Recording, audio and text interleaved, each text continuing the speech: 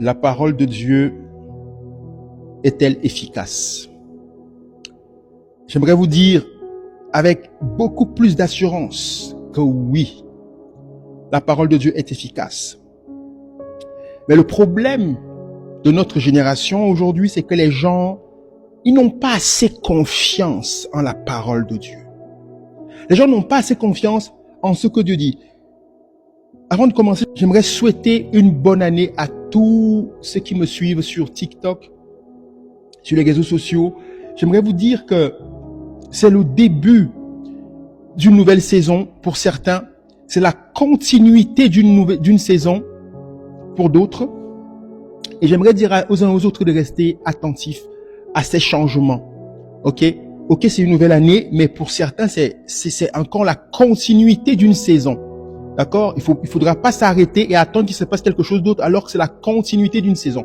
Restez connectés, restez concentrés à ce que Dieu veut faire avec vous. Et pour ceux qui commencent une nouvelle saison, restez encore connectés pour que Dieu puisse vous montrer la voie qu'il a prévu de prendre avec vous. Donc, bonne année à tout le monde et je vous souhaite que ce soit une année de prière, de contemplation, une année où vous allez comprendre les mystères de la parole de Dieu qui a le pouvoir de sauver vos âmes. Donc, est-ce que la parole de Dieu est efficace?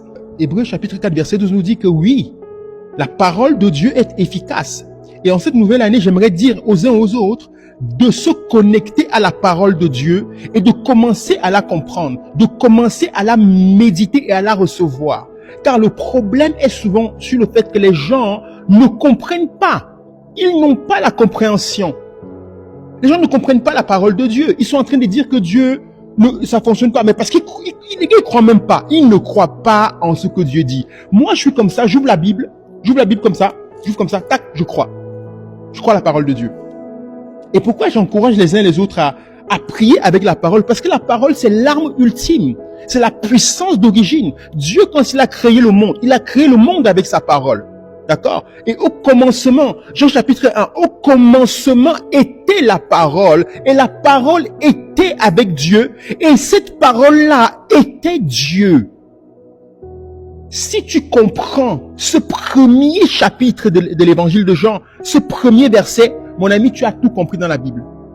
Rien que ça t'ouvre une porte spirituelle extraordinaire. Au commencement était la parole. Ça veut dire, la parole était déjà. La parole a créé toutes choses. En elle était la vie. Et la vie était la lumière des hommes.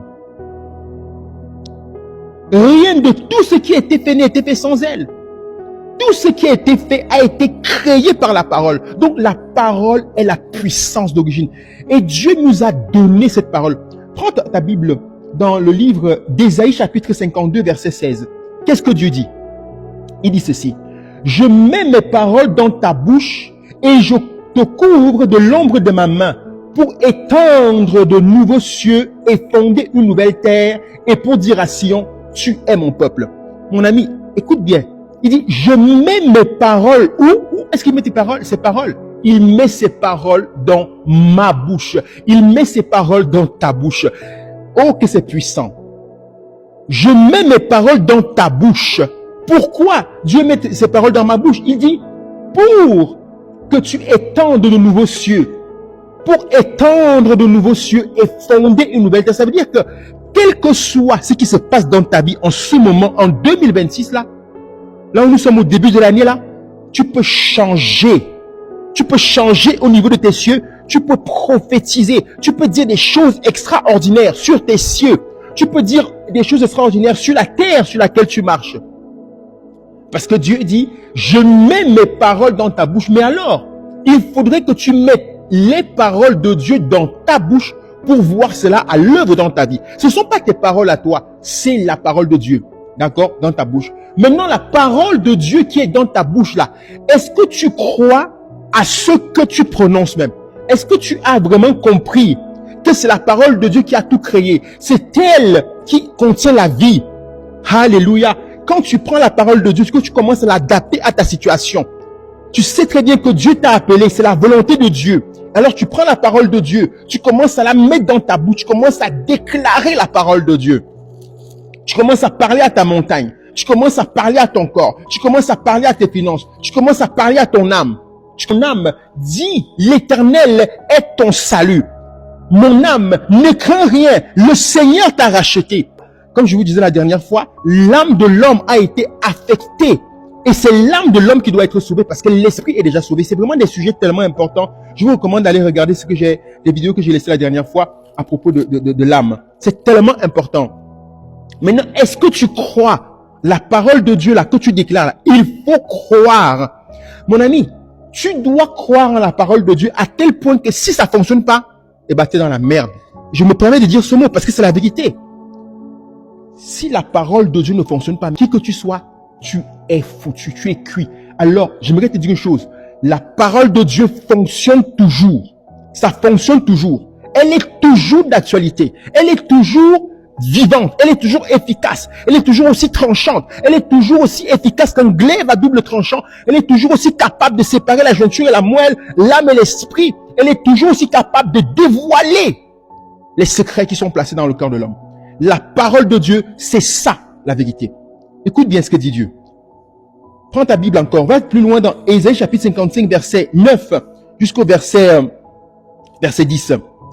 Autant les cieux sont élevés au-dessus de la terre, autant mes voix sont élevées au-dessus de vos voix, et mes pensées au-dessus de vos pensées.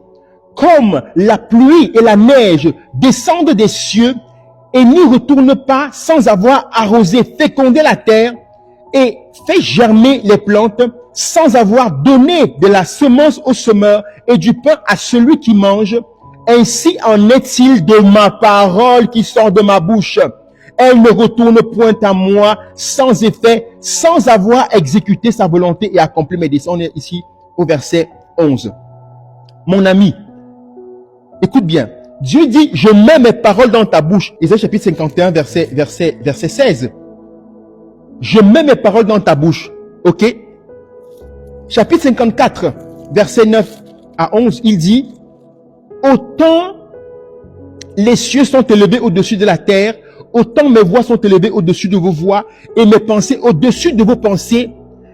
C'est aussi comme ça, comme la pluie et la neige descendent des cieux et n'y retournent pas sans avoir fécondé la terre et fait germer les plantes, sans avoir donné de la semence au semeur et du pain à celui qui mange. Ainsi en est-il de ma parole qui sort de ma bouche. Maintenant, je vais te dire, ainsi en est-il de la parole de Dieu qui sort de ta bouche, puisque Dieu a placé ses paroles dans ta bouche. Alléluia! C'est puissant, c'est extraordinaire. Ainsi en est-il de la parole de Dieu qui sort de ta bouche, de ma bouche, de nos bouches. Pourquoi? Parce que Dieu a placé ses paroles dans nos bouches. Ésaïe chapitre 51, verset 16. Alléluia! C'est très très puissant. Donc maintenant, pour que ta parole ait du poids, pour que la parole de Dieu qui sort de ta bouche ait du poids, tu dois croire à cela. Tu dois croire et continuer de le proclamer dans ta situation. Tu ne marches pas par la vue, mais tu marches par la foi. Tu marches par la foi. Pourquoi? Parce que la foi est une ferme assurance des choses qu'on espère et une démonstration de celles qu'on ne voit pas. Mais si on espère quelque chose, on le voit pourtant dans notre esprit, dans notre imagination. Ce que je ne vois pas avec mes yeux, je le vois dans la parole de Dieu, parce que la parole de Dieu, c'est un miroir. C'est un miroir. Je le disais encore la dernière fois, la parole est un miroir. Épître de Jacques, la parole de Dieu est un miroir. Et je ne dois pas retourner et oublier ce que m'a dit la parole de Dieu, parce que je dois garder ça dans mon esprit. Alléluia. Je ne sais pas si vous comprenez, si vous saisissez vraiment ce que j'essaie de vous dire, mais j'aimerais vous dire qu'en 2026, mes amis, ayons la parole dans nos bouches, ayons la parole sur nos lèvres, proclamons la parole, méditons la parole, croyons en la parole de Dieu, parce qu'elle a le pouvoir de sauver nos âmes qui ont été affectées par la sorcellerie, par toutes sortes de choses. La parole de Dieu est capable de séparer jointures et moelles. Si il y a un esprit qui est collé à ton âme, la parole de Dieu est capable de séparer âme et esprit. Elle ne va pas séparer ton esprit de l'esprit de Dieu, mais elle va séparer ton âme des esprits qui s'y accrochent pour te rendre malade, par exemple, pour t'asservir, pour bloquer ta destinée. La parole de Dieu va séparer ces mouvements-là, ces esprits-là de ton âme. La seule et unique chose qui doit fonctionner et qui fonctionnera à jamais pour toi, dans ta vie, dans ton âme, c'est la parole de Dieu. Peu importe la situation que tu traverses, prends la Bible, commence à chercher qu'est-ce qui concerne ce problème. Je prends la parole de Dieu. La parole me dit, par exemple dans Ésaïe chapitre 54, verset 14, « Tu seras affermi par la justice, bannis l'inquiétude, car tu n'as rien à craindre. » Je comprends ici qu'il y a un esprit de peur qui s'acharne contre moi. Même des fois, j'ai la foi et je commence à avoir peur. Je ne comprends pas pourquoi. Je prends la parole de Dieu. La parole de Dieu déclare que je ne dois pas avoir peur, que je dois bannir la crainte. Je commande alors maintenant à l'esprit de peur, au nom de Jésus.